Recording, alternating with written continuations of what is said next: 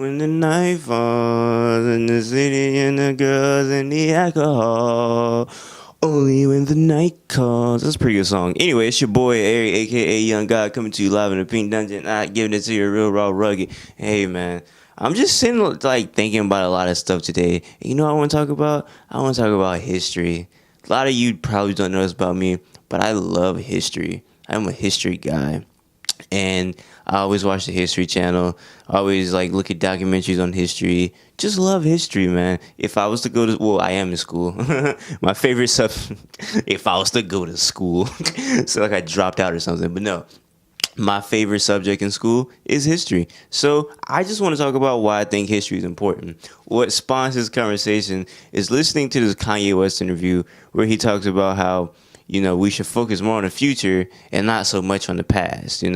He said he heard a history class, but he never heard of a thing called future class. It's sounds like he's saying it on the internet somewhere. He was like, "That's brilliant. I'm gonna say that in public one day."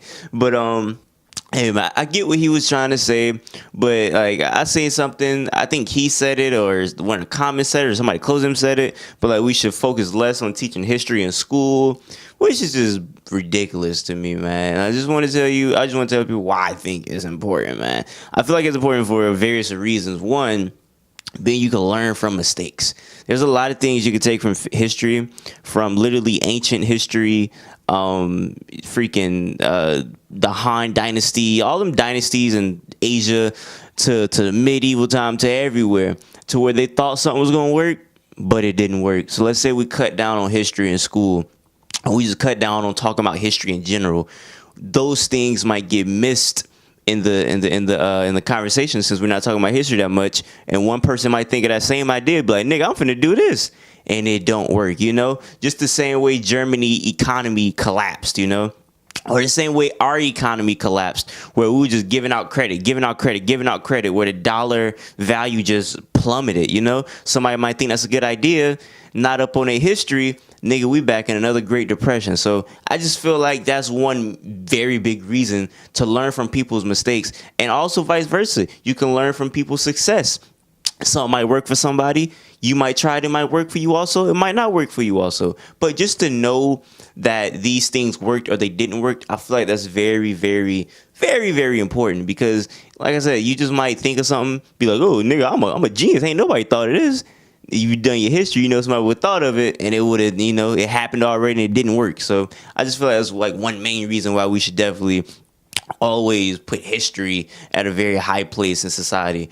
But also another thing that people probably might not realize, there's patterns in life. I feel like life is very pattern orientated. I feel like there's things that happen twice. I feel like there's things that happen similarly. I feel like there's things that build up to some things that we should have noticed, because there's patterns to things. There's always patterns, man. Just the same way YouTube has patterns, just like literally everything has patterns to them, man. Like some people that are serial killers, they have behaviors that you should have picked up on, or people could have picked up on beforehand, and there's patterns that they did that also relate to other serial killers, because serial killers, they're very, very different, but a lot of them have very similar traits, and they have like I said, patterns that lead up to them being serial killers.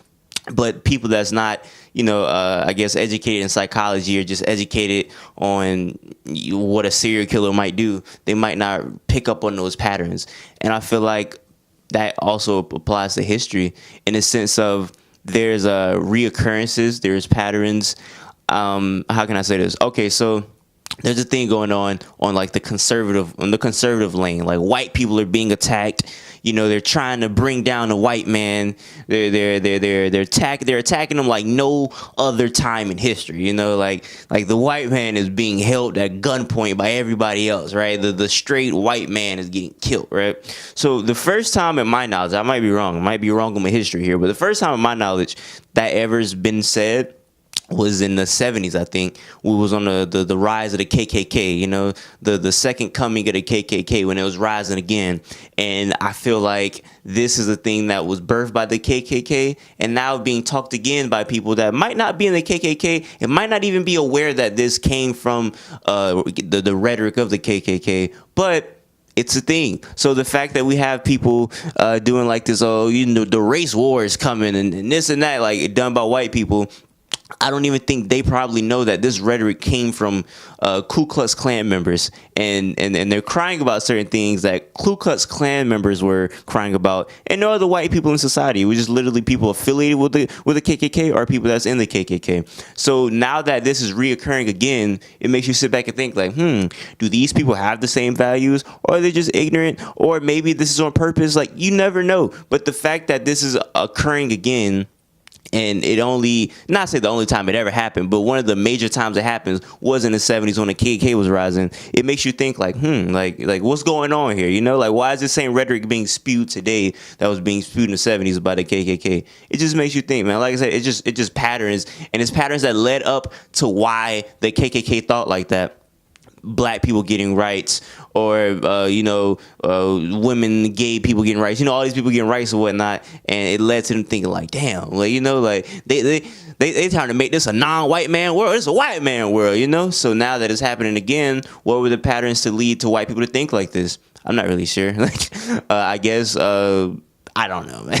I'm not a white man. I can't get in their brain, but hey, I'm pretty sure some reason, but I think somebody needs to study those patterns and try to align them and see, are there any similarities on why the KKK felt like that for them to even start that revolution, or revolution of whatever, and does it any parallels to today on why other white people feel the same way? So just a little thing I'm thinking about right now. And of course, in the 90s and 80s, probably people that felt like that, or people beforehand, but this is the probably most prevalent it's ever been since the 70s. Also, something happened in the 70s, which you can look in the patterns about, is gun control. I feel like the first time in my knowledge, like I said, I could be wrong, gun control was heavily talked about in America was in the late 60s, maybe early 70s, definitely, in the rise of the Black Panther, because black people that joined the Black Panthers, even white people that joined the Black Panthers, you didn't have to be black, but people that joined the Black Panthers, one of their main missions at first when they started was to police the police. So if the police is arresting somebody, the Black Panther was going to be there with guns. Like, they was going to stand there. They weren't going to bust the gun unless you was going to get out of hand. But they would come with, I'm talking about Mossbergs, I'm talking about big, stupid guns, like AK-47s, and they sitting there with rifles, like they sitting there looking at the police, like, if you bust a move on this innocent civilian or this guilty civilian, but if you try to abuse your power, we letting these guns off, So that was one of the first times gun control was heavily talked about, because all these black people walking around with these guns, they're like, hey, man, somebody need to get these niggas in, hey, where's they mask at? Somebody need to get these niggas in control, so that was one of the main times that gun control was brought back. Now, I don't think that's per se why gun control is being talked about now, because black people are policing police. That's definitely not happening in 2018. Nigga, a black person put their hand on their hip, boy, they getting shot at. Boy. Nigga put his hand up on my hip, nigga, I'ma empty out my clip and you dip. You hear me? But I'm talking about the police, goddamn. And this shit gonna sound like a goddamn 21 Savage ad lib. So yeah, that ain't definitely happening in 2018. But are there any patterns? I don't know. I haven't studied, but I feel like it should be a study. Are there any similar patterns that led to why that was happening back then on gun control that it is any parallels happening right now? I don't know. I just feel like some people, and some people, another thing about history is some people know their history, but they also don't put it in context. You see a lot of people talk about the Australian buyback, or, like how basically a lot of countries don't have guns, and it lowers the crime rate. But I feel like context is a very important thing, because America was built off of guns. The best guns in the world today come from America. The best, some of the top-notch guns come from America today. So to cut off guns would also not be putting America into context, and comparing America to other countries is no, man. Because like, you got niggas in the hood that literally need guns. It's not like I want a gun just to shoot at this nigga. It's like, I don't feel safe unless I have a gun, because a nigga might, even families, a mom might have a gun because somebody might kick down their door and rob them or something, or just any type of thing, just driving down those type of places. Sometimes niggas need guns, but that's a whole different conversation on gun control and all that. But my whole thing is, I feel like context it's also very important because you can't say, hey, this worked back then or this didn't work back then, so it won't work right now. Because like I said, you can't compare certain time periods or certain areas in the world to other areas or certain time periods. You know, you can't say something that didn't work in 1500 won't work in 2000, or if it did, it will work in 2010s, you know. So it's just certain things that I think people need to educate themselves on, or just use logic. That's not even education. That's just using logic and really using critical thinking skills, because context is a really, really important thing. I don't know. I didn't really write any notes down. I don't know if I'm done here. I think I am, but I just want you guys to, you know, just do your history, man. It's always good to know the history of your people, man, you know, to see where you came from and to see where you are now. So if you're a black man or a fucking Irish man or Russian man, you know, it's always good to see the history of your people. And then I always, you know, look up the history of my black people, and I always try to educate myself, see what happened then, see if there's any patterns that's going to lead up to something now. So yeah, I'm just saying, I feel like everybody looking at this video, you should definitely do your history research. I promise you won't regret it. And yeah, man, shout out to history. Am I done here? I think I am. Until next time, I say what I mean what I say. Haters gonna hate it. Players gonna play. Holla at your boy, no man.